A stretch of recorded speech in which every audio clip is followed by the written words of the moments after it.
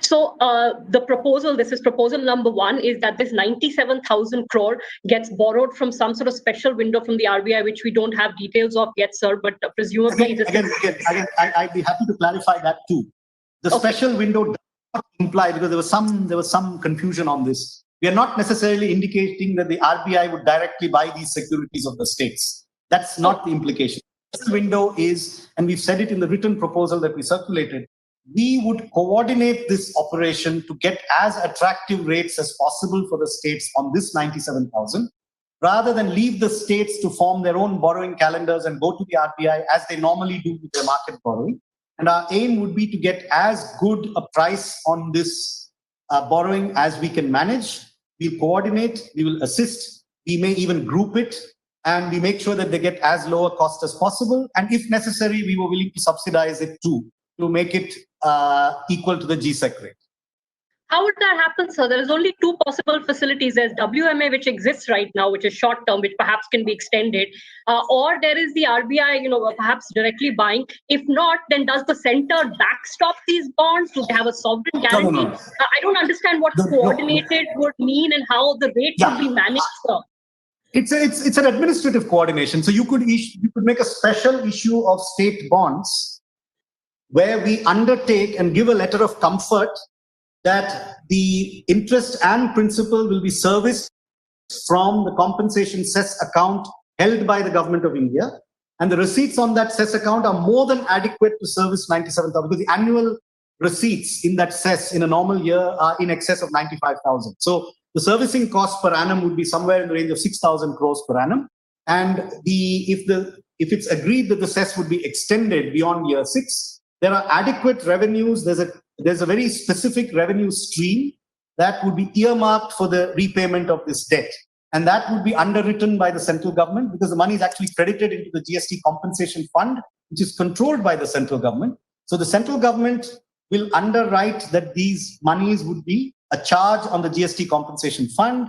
And this would be a bond issue of the states, but with this coordinating arrangement and with a dedicated repayment mechanism. Okay, so it's while you're not calling it guarantee, but effectively the market will see these as central government guaranteed state bonds.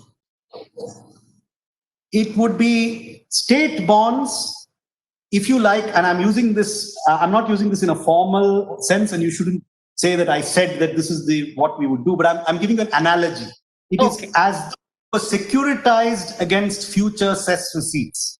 So there is a crore account into which a predictable, statutorily levied set of revenues will be credited every month, and that will be available to service these bonds. We've all been a little bit, we don't know clearly how you would have arrived at that 97,000 crore number. I can tell you the calculation. Very easy to check. That. It's very easy to calculate, and you can of course come up with an alternative calculation, but within a range, because there's not too much uncertainty in that calculation. That calculation is, what is the sum that was due to the states at a compound growth rate of 1.14 to the power of n, starting with 2015-16 as the base year. So 1.14 to the power of, I think it's 5, times the 2015-16 revenue is the protected revenue of each state. I see. You then subtract from that, if we didn't have this situation, you simply subtract the actual revenue, and that gives you the shortfall.